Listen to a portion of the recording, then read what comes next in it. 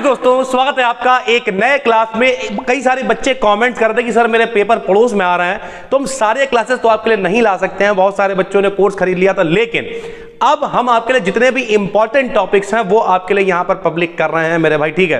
तो चलिए मन लगा के पढ़िए, बाकी प्लेलिस्ट डिस्क्रिप्शन में डाल देंगे, हम मन लगा के पढ़िए सर, ठीक है। ये जो सेकंड सेमेस्टर वाले बच्चे हैं उनके लिए भी इंपॉर्टेंट है, और जो लोग फाइनल ईयर में हैं सर, ठीक है, उनके लिए भी ये बहुत इंपॉर्टेंट है। फाइनल ईयर में जो सेकंड पेपर है उसमें ब्रैकेट इक्वेशन पूछी जाती है। सर जी ब्रैकेट इक्वेशन क्या होती है, सुनिए मेरे भाई। जब दो प्लेन होते हैं तो इन दोनों प्लेनों के बीच की दूरी को हम लोग d मान लेते हैं। क्या मान लेते हैं? d मान लेते हैं। और इस दूरी को ज्ञात करने के लिए, इस डिस्टेंस को कैलकुलेट करने के लिए ब्रैग भैया थे दो आदमी जो, ठीक, WH ब्रैग और WL ब्रैग। इन लोगों ने एक इक्वेशन प्रपोज की जिसे कहा गया ब्रैग्स इक्वेशन। क्या थी मेरे भाई ये इक्वेशन? इक्वेशन थी 2d साइन थीटा बराबर n lambda. 2d sine theta बराबर n लैम्डा मेरे भाई, ठीक है। तो कैसे प्रूव करोगे जरा देखिए सर। हमने लिखा ब्रैग्स इक्वेशन, एक्स रेज की हेल्प से किसी क्रिस्टल की स्टडी एक्स रे क्रिस्टलोग्राफी कहलाती है।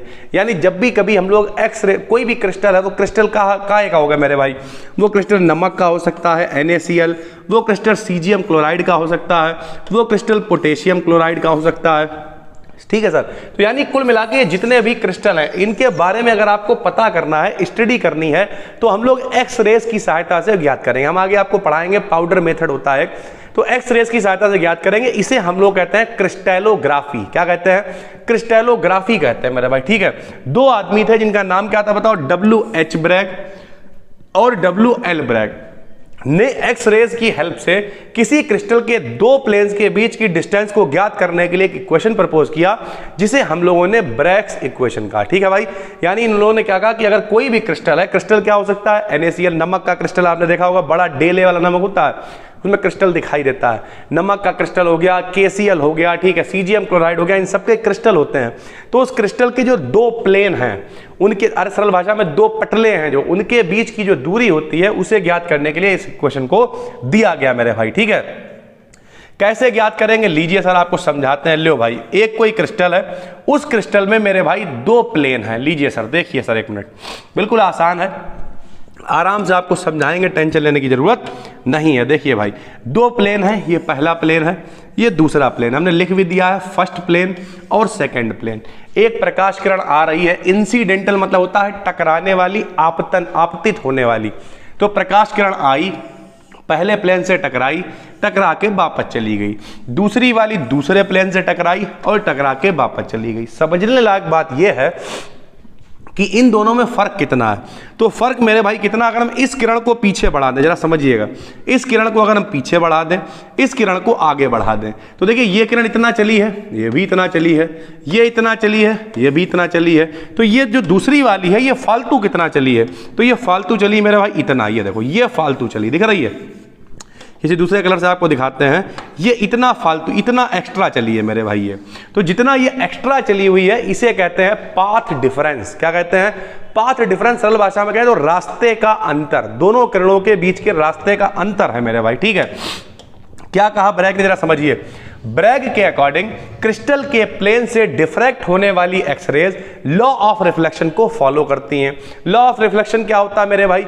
एक प्रकाश किरण आती है, आके टकराती है, टकरा के वापस लौट जाती है, और दोनों एंगल सेम होते हैं। अगर आपको नहीं पता है तो देखिए लॉ ऑफ रिफ्लेक्शन क्या होता है। एक प्रकाश किरण आएगी, टकराएगी, टकरा के वापस चली जाएगी। जितना एंगल ये वाला होगा उतना ही एंगल ये वाला होगा मेरे भाई, ठीक है। आई का मान आर के मान के बराबर होता है, आपने 10th क्लास में पढ़ रखा है, ठीक भाई।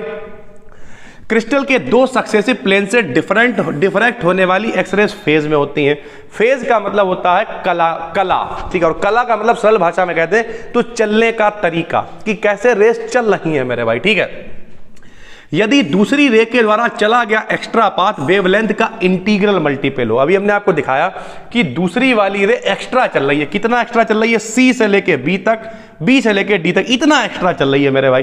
तो हम मान लेंगे कि ये पाथ डिफरेंस n लैम्डा है। कितना है? n lambda. ये हमने मान लिया कि भैया, माना यदि दूसरी रे के द्वारा चला गया एक्स्ट्रा पाथ कितना है? n लैम्डा है। n का मान 1 लैम्डा, 2 लैम्डा, 3 लैम्डा, 4 लैम्डा, कुछ भी हो सकता है। हमने मान लिया n लैम्डा है, ठीक है भाई। यदि क्रिस्टल के दो सक्सेसिव प्लेन्स के बीच की डिस्टेंस यानी दूरी कितनी है, डी है, एक्स रेस क्रिस्टल पर थीटा एंगल से आती हैं, थीटा से टकराती हैं, वापस चली जाती हैं, तो होगा क्या, जरा देखिए मेरे भाई। सब कुछ बता दिया कि थीटा एंगल से किरण आई, थीटा से टकराई, थीटा से वापस चली गई। ये देखो भैया सब कुछ सेम है, ठीक है। इसे अगर हमने आगे बढ़ाया तो ये वाला पूरी लाइन सेम ही चल रही है, ये एंगल थीटा है तो ये वाला एंगल भी क्या होगा, थीटा होगा मेरे भाई। तो करेंगे क्या हम, जरा यहाँ देखिए, बहुत आसान है। हम कह रहे हैं कि ये दूसरी वाली किरण इतना एक्स्ट्रा चल रही है, ये इतना एक्स्ट्रा चल रही है, इसका नाम क्या है बताओ, इसका नाम है CB प्लस BD। और हम कह रहे हैं कि ये जो इतना एक्स्ट्रा चल रही है ये क्या होगी, इसका मान कितना होगा, n लैम्डा होगा। तो हमने लिख दिया मेरे भाई CB प्लस BD बराबर n लैम्डा। ये देखिए हमने लिख दिया CB प्लस BD बराबर n लैम्डा। लेकिन देखने में लग रहा है मेरे भाई जितना मान CB का है, जरा देखिए, जितना मान CB का है उतना ही मान BD का है, ये देखो दिख रहा है। तो अगर हम चाहें तो CB और BD को बराबर रख सकते हैं।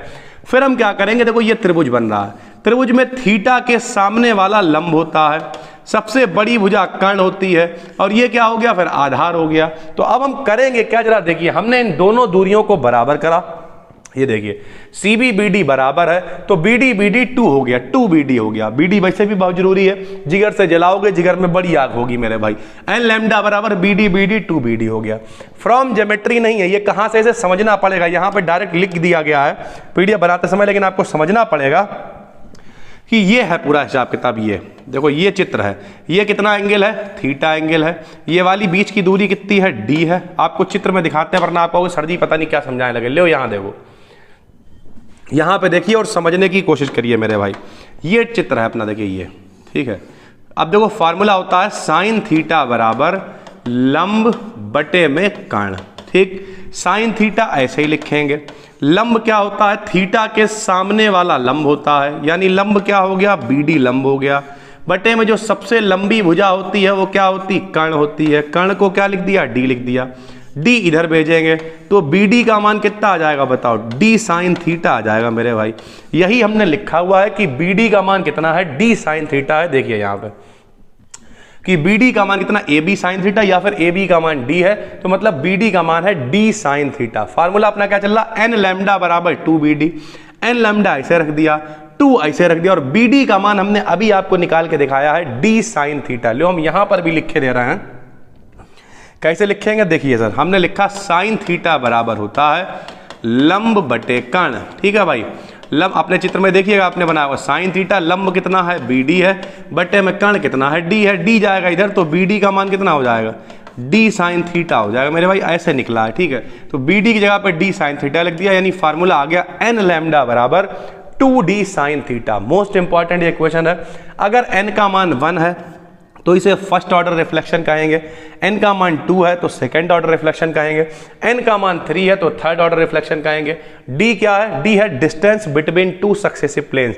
सक्सेसिव मतलब लाइन से जो 2 प्लेन हैं उनके बीच की दूरी D है, और उसे ब्रैग्स इक्वेशन की सहायता से हम लोग आसानी से कैलकुलेट कर सकते हैं मेरे भाई। उम्मीद करते हैं पूरी इक्वेशन आपको समझ में आ गई होगी।